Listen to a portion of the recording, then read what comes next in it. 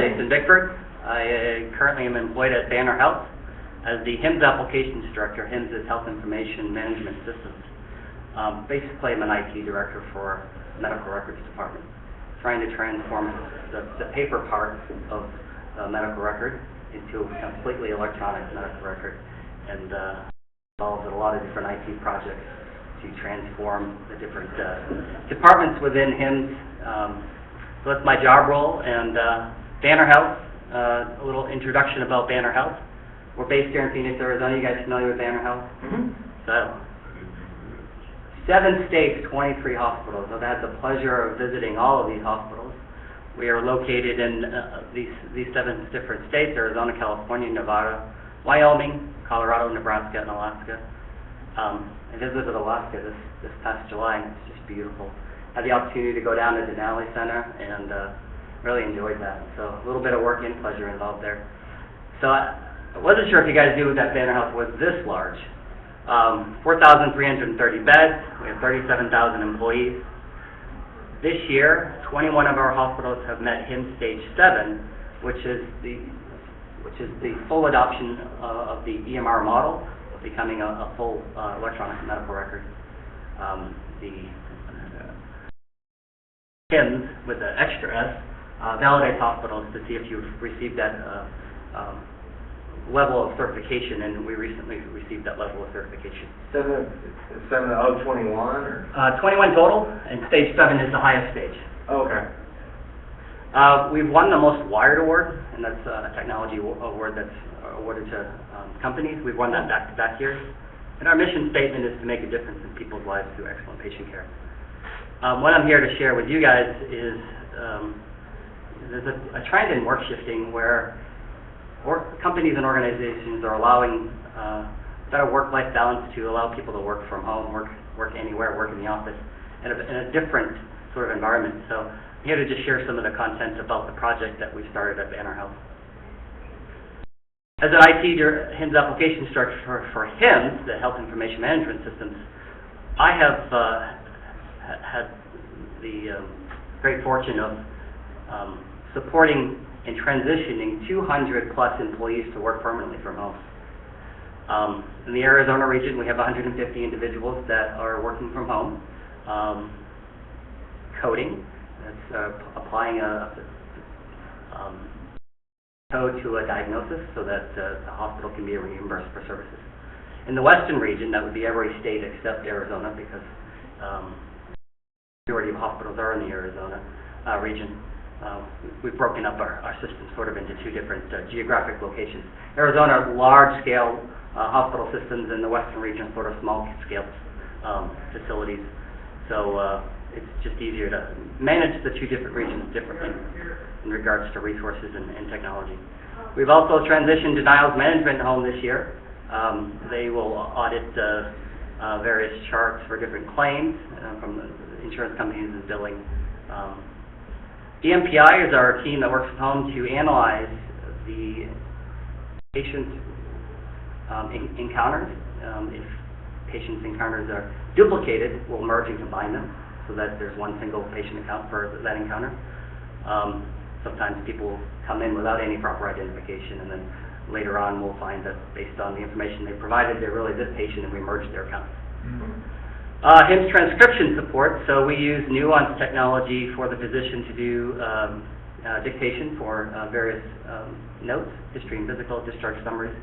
There's a transcription support team that works from home to analyze those transcription dictations and then allow them to, edit them to make sure that they're valid before they go into the electronic chart. This year I've also inherited the Banner Medical Group. That's the more outpatient side of the hospital system. Inpatient, more centric to the physical, large hospital. The BMG physician coding group is a group that handles the ambulatory side. So inherited that team, will be transitioning them home as well.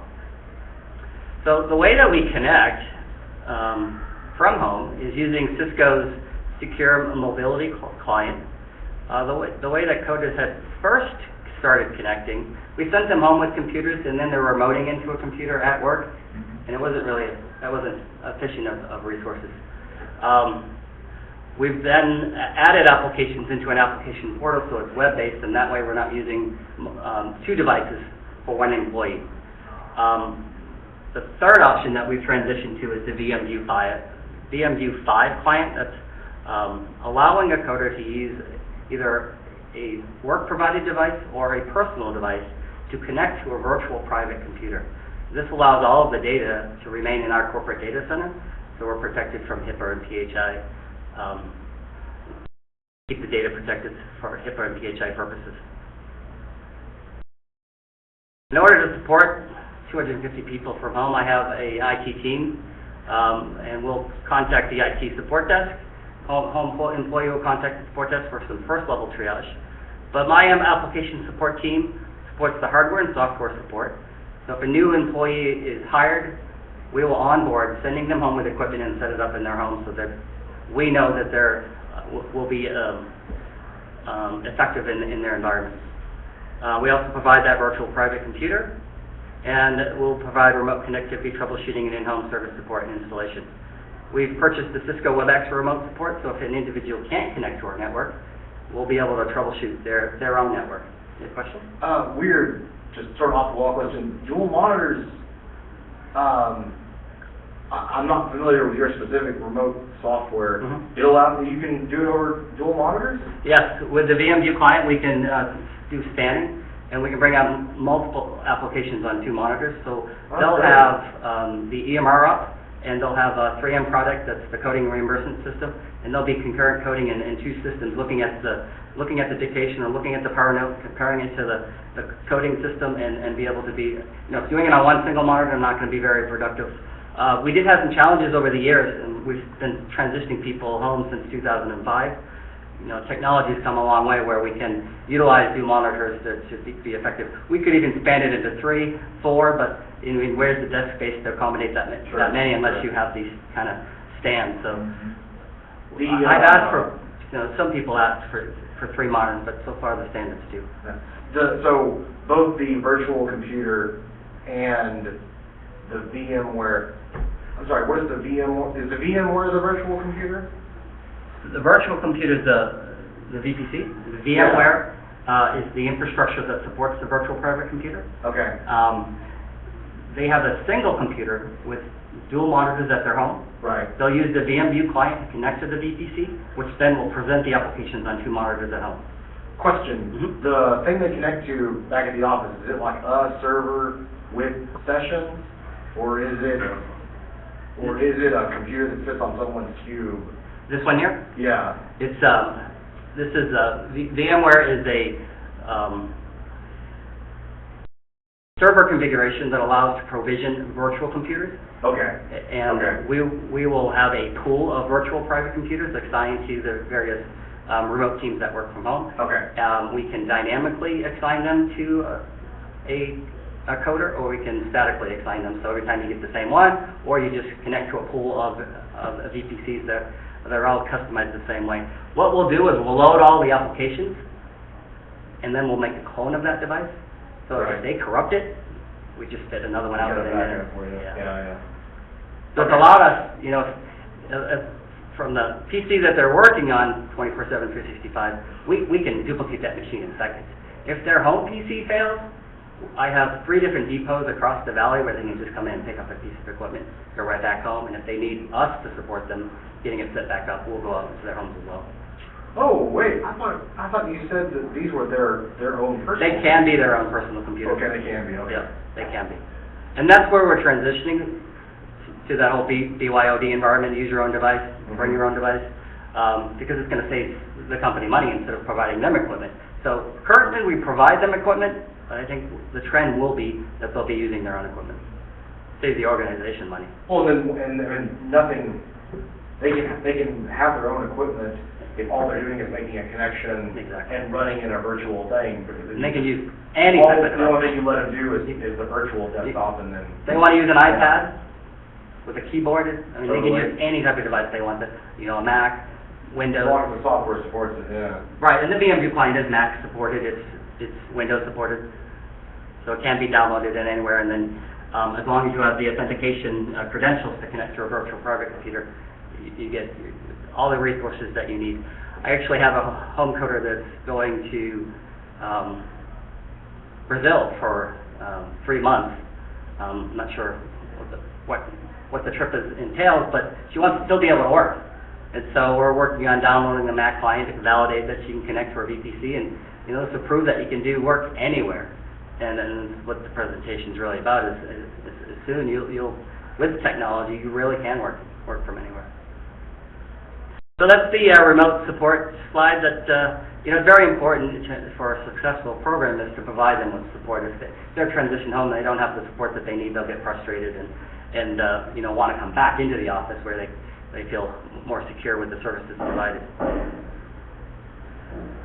The other piece that was very successful in regards to supporting the home employees is we've encouraged them to upgrade their internet to the business class service. With residential service, it can be up to 2 to 3 business days before a service technician comes out and repairs your line, depending on their schedule. So with business class, it's typically 2 hours. They'll be able to triage and resolve your issue. If it's more technical, they'll send out the van to go out and troubleshoot your circuit or put in a new modem. So what I've done this year is I've worked with various internet service providers to make it easier for staff to upgrade service and/or upgrade their modems. Oftentimes you'll subscribe to one of those service providers and they'll give you that modem, but the firmware doesn't get upgraded or it's the older technology and no one bothers replacing it. So it's important for that technology to be upgraded as well. So this allows me to, through business class, I've been able to track performance and productivity pre-business class and now with business class service, and we've seen a significant decrease in the number of performance trouble tickets. So that's been a great benefit to transitioning to a better class of service. The way we've done that is we've created an online portal for the home employee just to log into Cox. They put in their employee login ID. They say that either they want it new in service or they want to upgrade their service.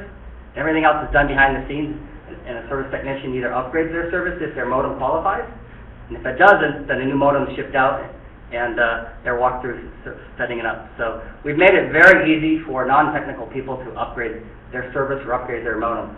You could send an email out to a bunch of non-technical people and they're like, no, I'm not going to do that because it seems too challenging. We've made it very simple. And we've currently got about 50 people enrolled in this new program that I made a partnership with Cox Communications. And the reason why, you're getting a better speed, you're getting a better line, and then the support as well. So I'm going to transition a little bit from the home environment that I've transitioned to HIMSS teams to corporate workspace changes that we have at Banner Health. We have realized that with increased employees due to centralization of some services and functions, we're running out of real estate. So we have another project initiative in development stages for cost avoidance. And the corporate services optimization project called Reimaging the Workplace. I'm going to read these slides because it's just easier. The future Banner remote work program will be designed to create highly flexible workspaces to better address the unique needs of our home, mobile, and office-based teams. This program will provide education and support for teams and individuals on how to effectively implement and leverage these innovative new work environments. This will enable Banner to more efficiently align our physical workspace requirements with the evolving needs of our increasingly flexible workforce. Once implemented, this program will not only reduce organizational expense, but will also provide employees and teams the opportunity for improved productivity, employee engagement, and better work-life balance. We've started the sort of build and design of this program spring of this year. So it's taken some time. This is going to be a major cultural transformation for our employees and our organization. So it's taken some time to build and design it, but we have support of our leadership team to get this program rolled out. And we're about to roll this program out to a small pilot group, sort of proof of concept, to see how this works, and they'll be rolling it out to more corporate-based teams. and probably introducing it to some of the hospitals as well. Granted, there are people that interact with patients, they can't work from home, so there'll be certain people that can work from home, such as finance, such as IT, non-patient care related departments that can start transitioning in this type of program. So what I'm going to do is share some content about the program. So why now? There's a changing workforce. The demographics, baby boomers want to work later, but on their own terms. You know, they don't want to retire right now. The stock market's, you know, probably pinched into their retirement plans and funds. So they want to work on their terms. They may want to work, you know, part-time. So giving them a program that allows them to work on their terms is what we're trying to make available to them. Coders are people that would read what a doctor has said has gone on. Correct. And match that up with the different codes for what they need to be paid for. Yep. Is there a lot of medical background that they need to have, or there's schooling. Is it like maybe former nurses or former doctors, or? There's special schooling for it, and I could get you some of that information. Well, I just mean in general. Yeah. I'm thinking of changing workforce, and you were saying the demographics, and I was like, the first thing I thought was younger. Oh, you have that down there. Okay, I'll stop. Yeah, no problem. So it demands on employee work-life balance, Generation X and Y employee expectations on how work gets done, and work-life health balance. There's also a business cultural change towards, you know, using some technology on the virtual workforce alternatives. I've shared some of those technologies. There's other technologies such as Fox, which is an online collaboration website. Workers are more likely to have laptops and mobile phone lines. That's the whole, you know, BYOD transformation of the workforce. Work policies that support virtual and mobile work, those are evolving, allowing more flexibility. Transforming organizational culture to results-driven focus. So, if you want to get your work done, and you're a morning person, basically the work hours, as long as you're getting the work done, who cares when you're getting them done? Increasingly strategic importance of real estate. So, I'm going to share some slides about that. Investing in real estate to accommodate FTE growth is expensive. And optimizing existing real estate is the goal here. So our projected FTE growth, our corporate departments, and we have 5 corporate locations spread across the valley and one in Greeley, Colorado. We've been growing at 11% per year, and those can adjust depending on the growing demands of various positions. So our proposed solution is the Banner InTouch program, and I'm going to show you some content about what the InTouch program is about. Here's an interactive reference guide that has been designed for employees and leaders to talk about this program with their staff, but also to get oriented to the various work styles and workspaces that will be available to them. This is sort of an interactive reference guide that 24/7, if they want information about this program, they can click and get information about it. So about InTouch. InTouch is designed to create highly flexible workspaces to better address the unique needs of our home, mobile and office-based teams. This program provides educational support for teams and individuals on how to effectively implement and leverage these innovative work environments. We'll end up putting some of this stuff out on the intranet, so that if they need information about the InTouch program, we'll make that available to employees and leaders. So work styles, workspaces, flexible work arrangements, and technologies are sort of the cornerstones of this project. So why now? I shared that earlier, but this is sort of the interactive reference guide, all compressed into one. So I kind of covered these slides earlier, so my apologies. The InTouch goals. Employees work in the way that makes them most successful and productive. It drives talent acquisition and retention. One of the driving forces to send coders home was from a recruitment retention purposes. So a lot of coders across the industry in the United States have that ability to work from home. So we had to do that as well as then, and in order to recruit the talent, we needed to make available this program for them. Employee engagement and productivity gains. Not everyone can work from home effectively, though, so we will want to make sure that we give them the right tools in order to do that. Collaboration is another goal of the InTouch program. Facilitates innovation through vibrant, open environments designed to support idea generation and creativity. Collaborative technology creates connectivity across work environments, contributing to employee engagement and productivity. Could you give examples? Seems backwards to me that not seeing the other person improves collaboration. Exactly how do you do that? Through video technology. Constantly? And I'm going to share. No, I'm going to share some more. Okay. About what this looks like. That's my biggest interest point. Yep. Real estate utilization is we're growing, and we want to make sure that we're using. Some days I look at our corporate office, and half the people are either on vacation, they may be sick, they may be rounding to other Banner hospitals. So we're currently only using about half to 2/3 of the space to begin with. So we want to make the best use of this space. Instead of purchasing another building, we're going to optimize the space through this program, and I'll get into the work styles and workspaces. So InTouch, it's good for the employees and good for business. And on the employee benefits, again, the increased flexibility to balance work-life health needs, ability to meet the needs of colleagues and clients while meeting personal needs, greater ability to concentrate leading to increased productivity. When I'm working in the office, sometimes I'll have 20 people come up and interrupt me at my desk, which fosters great communication, but it interrupts what I'm trying to accomplish that day. So we're hoping that the distractions can be minimum, the water cooler talk can be at a minimum. We can get employees to become more productive. Savings on work-related expenses, commuting, meals, clothing, and dry cleaning. You can start your work day without having to deal with driving to work every day.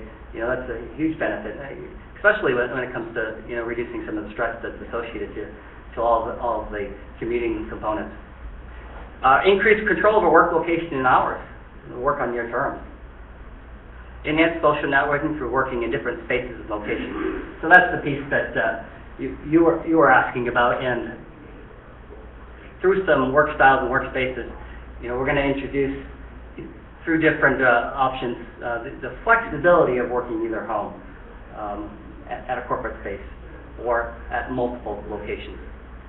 The organizational benefits: improved productivity, employee engagement, decreased absenteeism. You can work from home and you're feeling sick, and you're like, well, I'm not that sick. I think I can still get some work done. You'll get people to even work more, and there'll be less people calling in sick. There'll be reduced turnover because they're enjoying this new flexible work style. This will give Banner the ability to attract and retain employees who otherwise would be unable or unwilling to work. At an instant where an employee had broken their leg, and we transitioned them and put a computer in their home because he did not have one.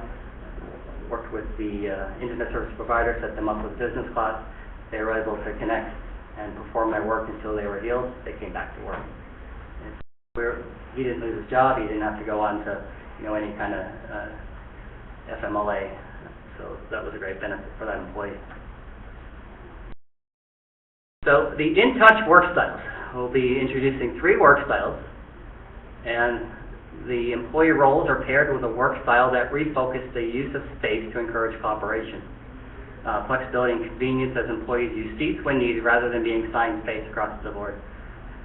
So the mindset of coming to a corporate building and it's monopoly board where you own that space. Well, we're transitioning out of that mindset. You come to a corporate building and the space is available to everyone. That will take a while to transition people as we remodel floors and spaces so that we can create more touchdown workspaces. But it's kind of changing away from the dedicated, I own that space, to we all share the space. So the in-office label, the role requires dedicated space and daily responsibilities in the office 5 days per week.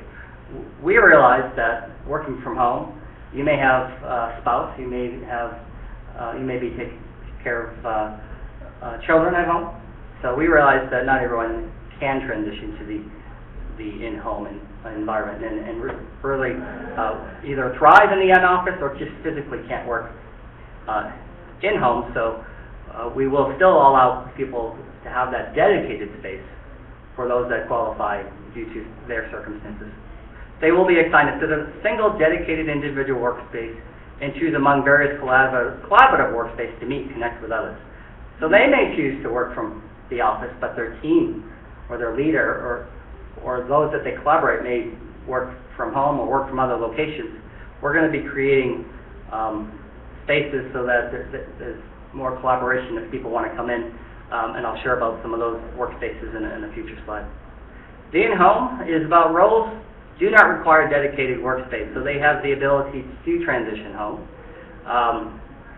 We would like someone who's in the in-home label to consistently work from home at least three days a week. And when at the corporate office, choose from various individual and collaborative workspaces depending on need. In motion, role does not require dedicated workspace. Often works between corporate office and other locations 1 day per week. Chooses from among various individual and collaborative workspaces and depending on need. I kind of fit in the emotion. I don't work from home much because I have a wife that works from home and I have children that come home from school. I have a 3-year-old that is at home as well. So I work more from multiple facilities and I work sort of in motion where I'm connecting at various locations. So I really don't require a dedicated workspace, so I more qualify in the emotion than the in-office. Currently I have a dedicated space, but I'll transition into more of an in-motion work style. Here's the workspaces that we'll be making available in office. Spoke to the individual workspace, so that's dedicated. It's for our in-office employees, and they'll be using the technology that they currently use, so no transition there. In motion, the new workplaces that we'll make available: cubes in offices, huddle cubes, work bars and lounges, conference and team rooms. We'll be making more collaborative workspaces so that when teams want to work together, they have these types of options to choose from. So the cubes in offices, more individualized. The huddle cubes, an energetic area that supports collaborative activities, a highly flexible space to allow different activities, technology-enabled voice and data connectivity as well. Work bars and lounges. So we're going to a corporate or you're going to a facility and you need a little bit of time to prep for either conference and team room, but you don't need one of these huddle cubes or cubes. You just want a quick place where you can touch in and check your email or make a phone call. So opening up some of our work bars and lounges at our corporate places to include the uses of some technologies is something we're going to transition towards as well. I've been at some of the work bars and lounges, and Wi-Fi works. It would be nice to have phones equipped in these spaces, so we may put in some phone technology. We're looking at putting soft client phones on the laptops as well. So enabling technology on multiple devices so that people can collaborate with others through voice and data. Do y'all, does Banner have company phones? Company cell phones? We don't, but we do allow enterprise connectivity through BlackBerry and other approved Windows phone or Droid. So, but it's not provided. Here's some of the in-touch technology. So we do support those phones. We do support the other phone, the voice over IP phones, laptops to allow that person to be in motion and mobile. We'll be introducing a new type of phone that can transition and connect over their internet to connect to Banner. Various collaborations tools such as SharePoint, a live meeting. Microsoft Link is a collaboration tool that allows to do instant messaging, video collaboration, to uploading and downloading of files. Video, online conferencing, So that's a new video conferencing solution that we're rolling out, where you can have multiple people work from any location, connecting on multiple devices. We've piloted this on a laptop, on an iPad, on a phone, on a computer, so everyone was in multiple different locations while we're piloting the video technology. Really, you can work from anywhere, and that we're all being, visible and collaborating. I think what can happen sometimes when you're on these sort of conference calls is people are multitasking and not fully engaged. So we're hopeful that by creating the technology will increase the engagement. So the idea of seeing their face is just to see if they're paying attention. A little bit, but also you can't read facial expressions sometimes on the sort of virtual world. So to be able to look at facial expressions and read body language, I think we missed that through technology when we transitioned people home. So we're bringing that back in where if you're in a meeting with someone, I can understand right now just by body language, but they're just calling into a meeting and you can't really read body language. So we think that's important. We're also going to pilot a new unified communication client from Cisco. It's called the Cisco Java client, and it introduces all of those technology components all in one unified communication suite. So instead of having to use a Microsoft Live Meeting client and Microsoft this and a Cisco tool for that, and multiple tools that are installed as separate applications, we want to keep them all in one to make it easier for the employee to use one unified suite of tools in order to connect. So the voice and video, enterprise voice messaging, Outlook integration, audio and video web conferencing, desktop sharing, instant messaging, all within one tool, one platform across multiple devices. We haven't rolled that out yet, but piloting it right now, and plan to roll that out as part of our proof of concept group to make sure that the tools are working effectively. Support will be important for this program. I touched based on the support that I provide for my teams, but I won't be the one supporting the InTouch employees. So a combination of the IT support desk and an InTouch team creating a collaboration website where they can get a central hub for all the information they need about the program, various tools and frequently asked questions will be answered on there. We'll do webcasts for training on some of these tools so that people, anytime they want, can be able to review those webcasts on how to use the various tools. We want this to be very successful for everyone who's transitioned into it. Supporting an employee from home will be, challenging, so training them on how to support and troubleshoot will be very important, and to review the technologies and the network connectivity options that are available. So the support desk will be a very important component. Then we have a core sort of project team that's developing InTouch, and the core project team will continue to be engaged with making sure that as we transition people out, that they get the right resources and training. Here's an example of the huddle cube. So we'll take an entire floor at one of our corporate buildings and modify some of the spaces so that we create the workspaces people need as they transition into this program. So a team that's working from home decides, this would just work better if we were together.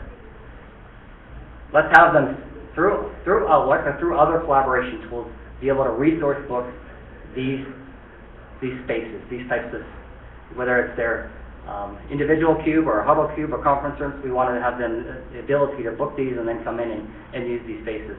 So here's an example of our vision for a huddle cube. We just redesigned one a couple weekends ago, and we have people working in one now.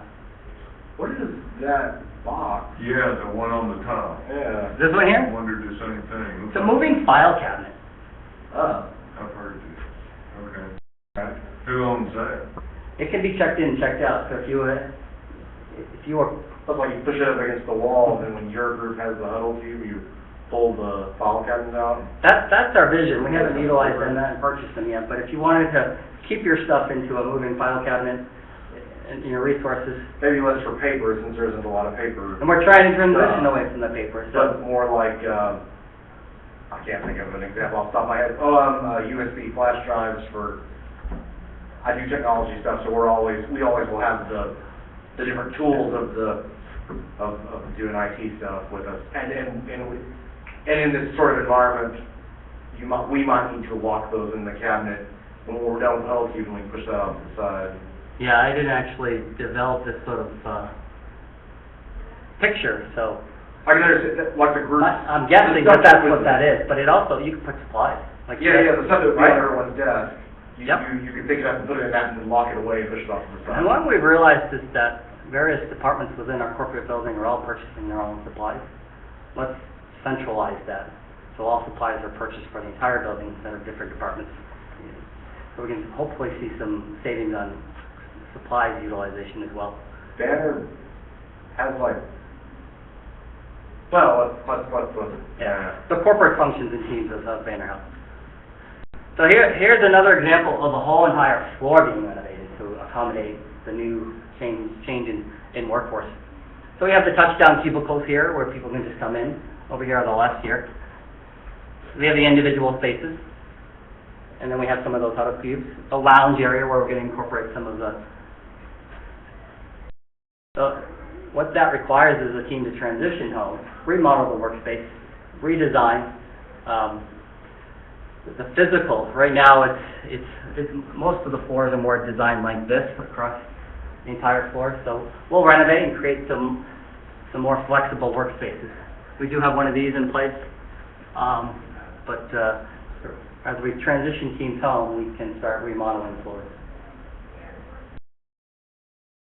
It's just a bigger view of what an entire floor will look like in regards to the various different options, so just kind of a higher view of that. Have you managed to get the managers to give up their hard-wall, highly decorated offices? That's going to be a challenge for some. Some are like, sign me up, and we're going to make bookable offices. So any manager or leader can work from home, come in and have a bookable office. So that's been some of the concerns, is I'm going to lose my office. But IBM has 1,600 employees that work in the Valley. They once had 4 floors on one of the high-rises downtown Phoenix. They've collapsed that down to 2 floors. And even the directors and VPs will resource book an office. So IBM's been successful with this type of program. American Express has been highly successful. American Express had purchased another building and started incorporating their program, and they found that they didn't even need to fill that building because people were adopting their version of this program. But that will be a challenge. There's some, regardless of age, some that are, I need to see my people, I need to look and see what they're doing, but, you can be unproductive in the work environment just as much as you can be unproductive at home.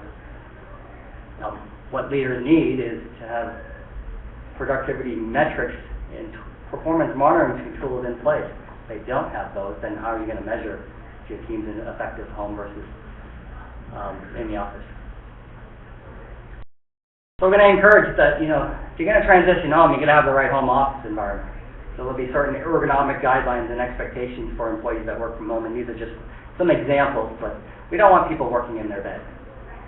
We want them to have a sort of approved ergonomic type offices.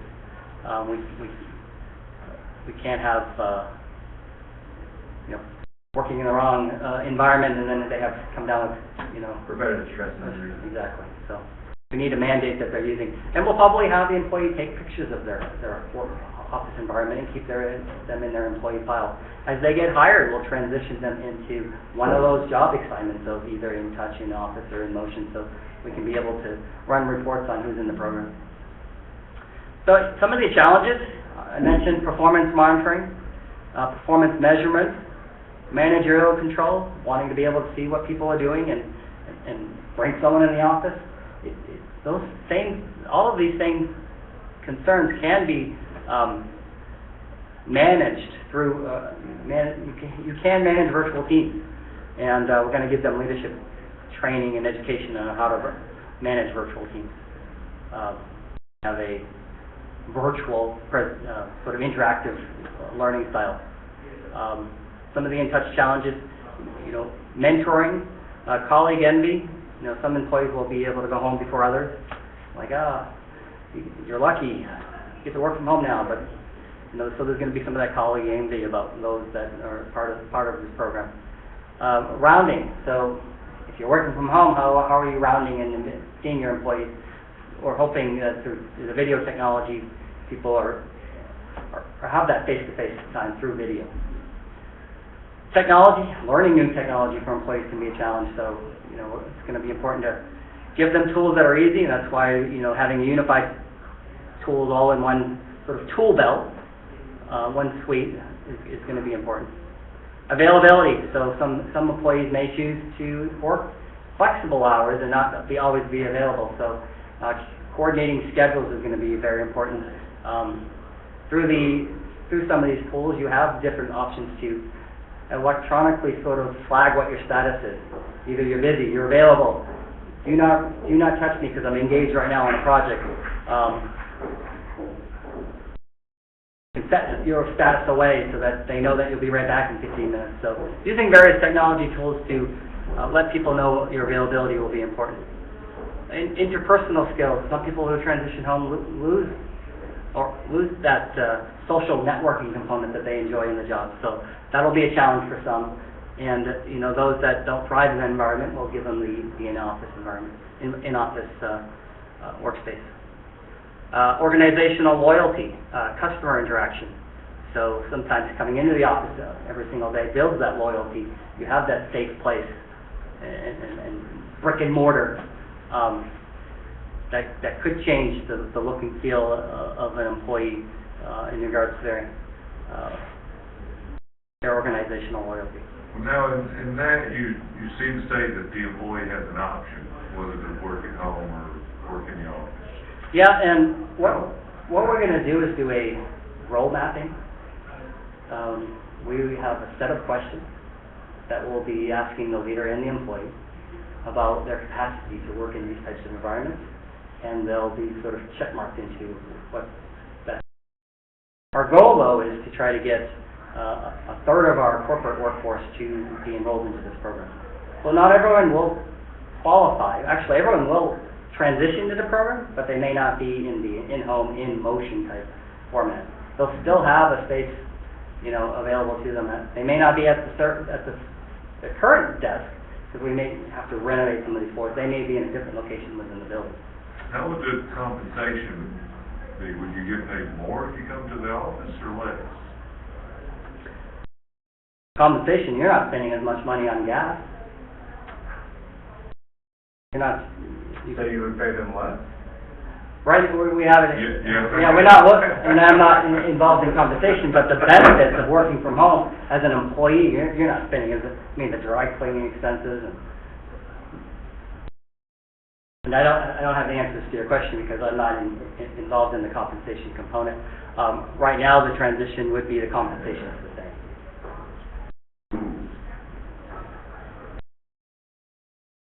But the employee receives a lot of benefits.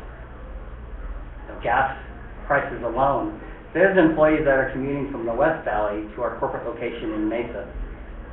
They no longer have to commute back and forth. That's a huge savings. So the coders, ones that work from home. Well, no, I just meant coders in general. Mm-hmm. Is this the kind of thing where you could go 8 hours in a shift and never talk to another person and never do anything besides looking at this one system and typing these boxes and looking at this one system and typing these boxes? If that's the case, why couldn't this be done from Brazil in a cafe and all the most extreme remote situations? I don't know why there's not Indians. In order to be an employee for Banner Health, non-profit organization, from tax purposes, you've got to work in one of the states where Banner does business. Oh, So, what about due to the tax. person that's... Well, the person that's away for 3 months, how do they... I don't...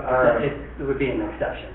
Okay. They're not permanently working from Brazil. My brother worked, weirdly enough, my brother worked from Brazil for like 6 months for an IT thing.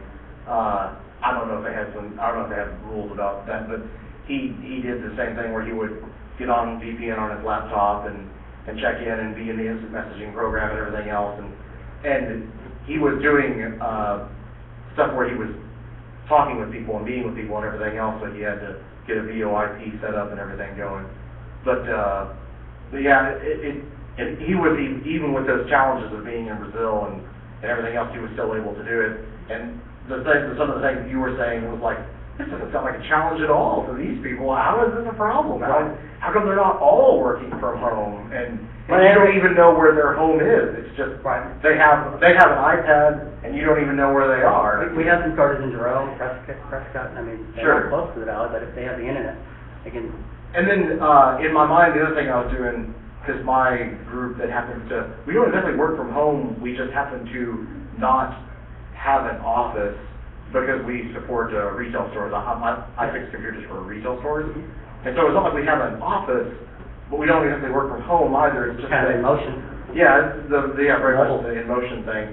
And we, as one of these people, I like to think that we could benefit a lot from being able to collaborate and discuss ideas and work on things and everything else.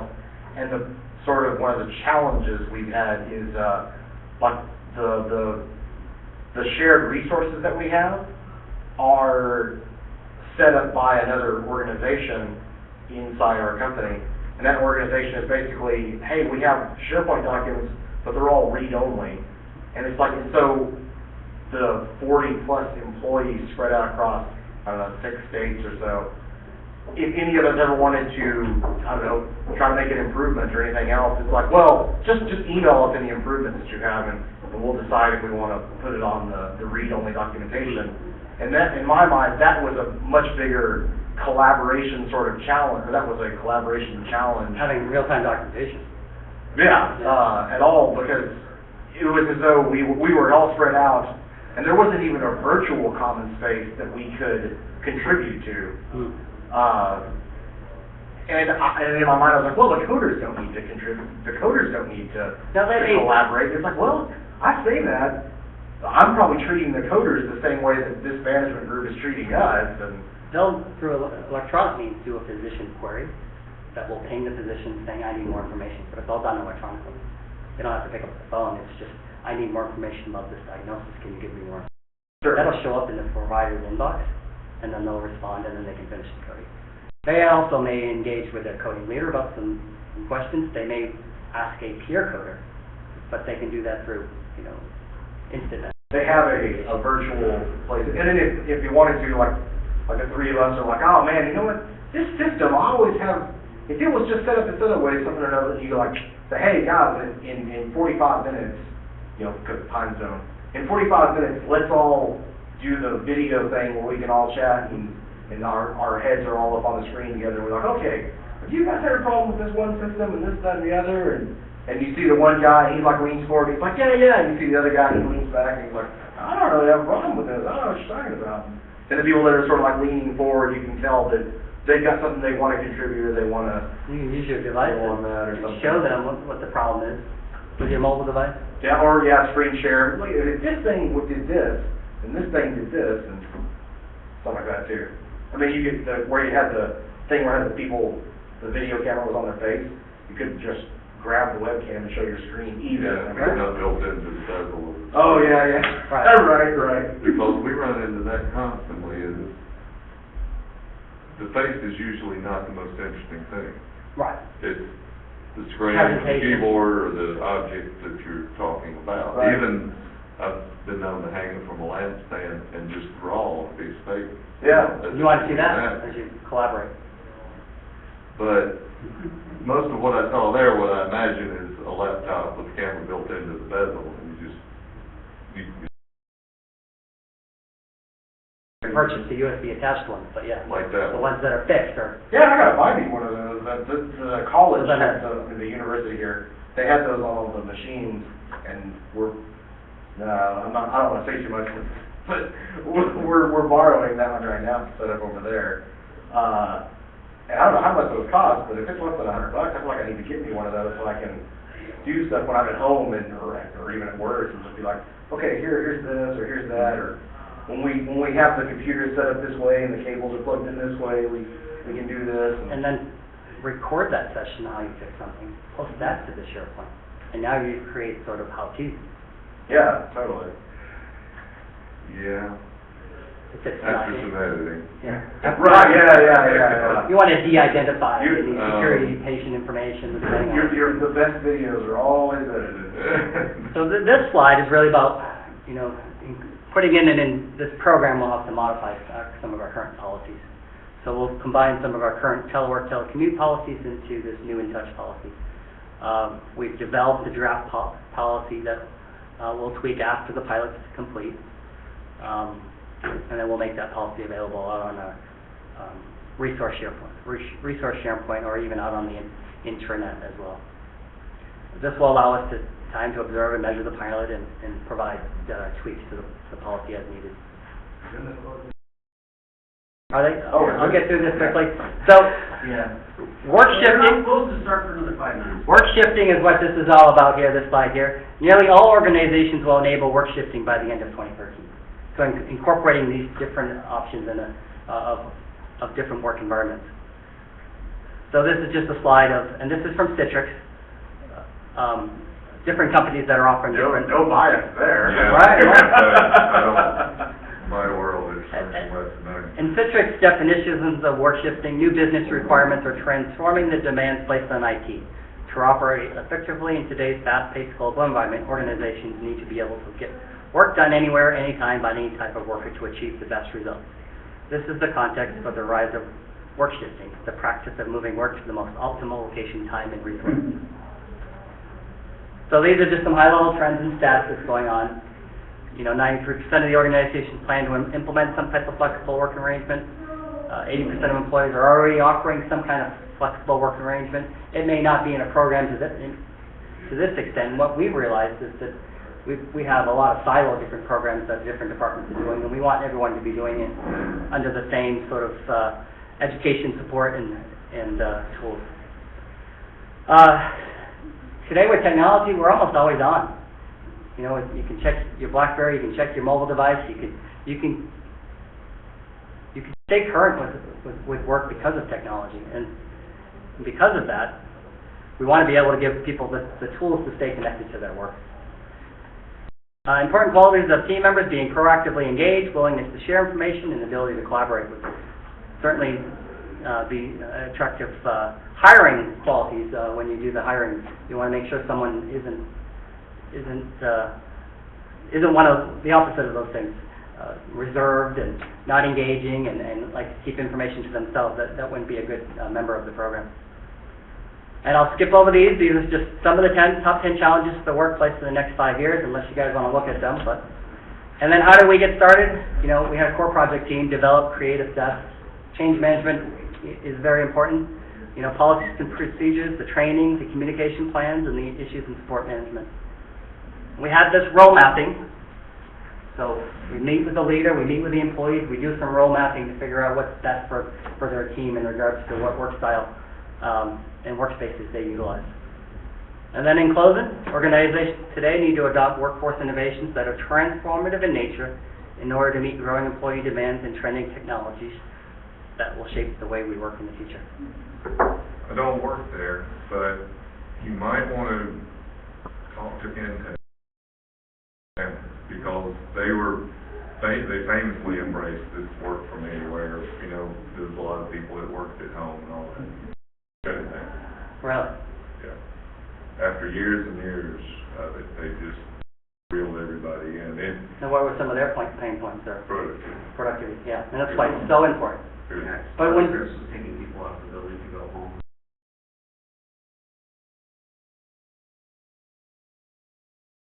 Who's that? Express Scripts. The pharmacy side? Yeah, they are the biggest mail order pharmacy. Mhm. The biggest pharmacy in North America is actually over here in Tempe. Wells Fargo is doing the same. Has So some of their call centers? lately done the same. Like call centers? Yes. Okay. Not Most even of call centers are Not even the transitioning. call Yeah, centers, but the IT project managers. Are transitioning? They're all contractors, but Yeah. you're given like 2 weeks in the office to learn to do the job. There was no space for you. You had to work from home. Yeah. And it's famously inefficient. That onboarding process for new hires is very important. Yeah, Express Scripts should not be held up as an example of how But driving meetings. we don't wanna put people out on an island. We're gonna give them the ability to come back in and collaborate Yeah. and stay connected and get coached and so we're not gonna just send you home and you're gonna think of Nature of the work. Yeah, right, coding. It seems to me that the coding thing, It works one well. could get better at it by working together with somebody else that's doing it, and not collaborating like typing, but two people sitting at a desk working on their own thing, this constant interaction, saying, well, what about this one? No, I don't think that is. That's the way I picture myself doing a job like that. So the two is I'll watch a coworker do something and I'll go, whoa, I didn't know you could do that. Yeah, How many yeah. thousands of, Well, I'm that- sitting here that watching and- people use PowerPoint. I Yeah. learn little things about PowerPoint. That, and I'll see them do something, and I'm like, man, you can do that way faster if you do this other way, which Yeah. you can learn and teach. Yeah. And I wonder about, So the video technology. being able to do that remotely. You, Oh, Telemedicine, yeah. telemedicine is the biggest next thing. So you got rural hospitals that don't have all the services and all of the specialists. Telemedicine, you come into an exam room with specialized cameras. yeah. So I had this, he was talking about the thing where you're having the thing where you're doing the video. I wanted to make a video if it worked. We have this one process for building a new computer.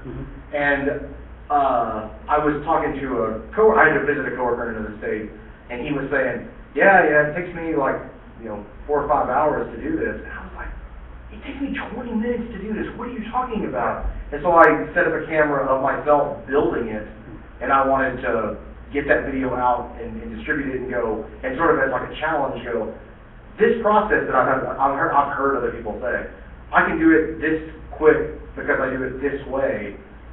I dare anybody to try to show me up or do any better or whatever, kind of as a thing. And it was sort of I sort of viewed it as sort of like a collaboration / challenge, whatever, using these tools that we're talking about, because everybody's remote, because I don't have a coworker that can sit right beside me and watch me do it.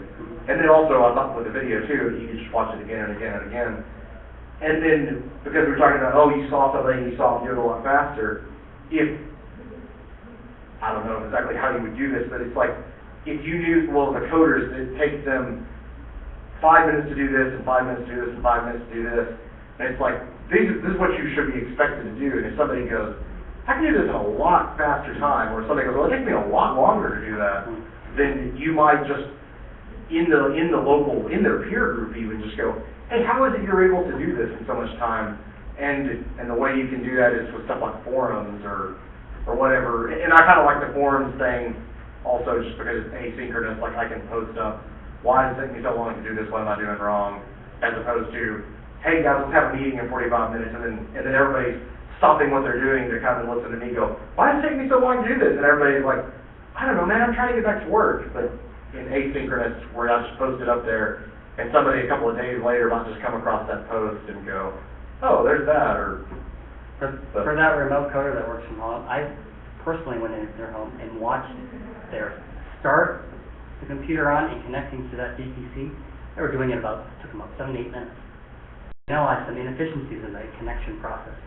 Trimmed that down to about 3 minutes. They can get on board in about 3 minutes, just because of certain things that were booting up and starting and connecting, and extra things that they're having to type in. Right, Just right. analyzing how they do their work, I was able to make them more efficient. Our IT team, in regards to the Cisco SSL VPN timeout, was timing out every 8 hours. Coders work 10. I worked for the IT department, we extended it to 12 hours for coders who work longer hours, because that 15-minute interruption across the system times the amount of employee times coding all Right. is translating into $30,000 per month in lost productivity. And people have to reboot the creative boss and Exactly. if you drop their editing sessions and all. So they got disconnected and they get frustrated, and so just by analyzing some of those trends, and so that's where I come in, is just like process optimization and looking into their home and looking into the technology. How are they doing their work, and analyzing some of the trouble tickets and saying, can we proactively, we were having issues with the virtual private computers because they were saving a bunch of stuff. So I actively monitor, plan on restricting any file saving, but I actively, until we re-image our virtual private computer, I'm actively monitoring if the VPC gets below a certain threshold in the disk space. It alerts me, and then my team will clean up some of the disk space or move some other things to their network drive. So if they're downloading something and it downloads onto their VPC as a 5 gig file, it's going to eat up the VPC, and then they run out of space, and then they can't use the VPC. So I'm actively watching the VPCs for different performance metrics so that they can stay productive. What about these coders? Is it a long training program? I'm curious about that. It's like, it can be 1 to 2 years. I mean, there's medical terminology.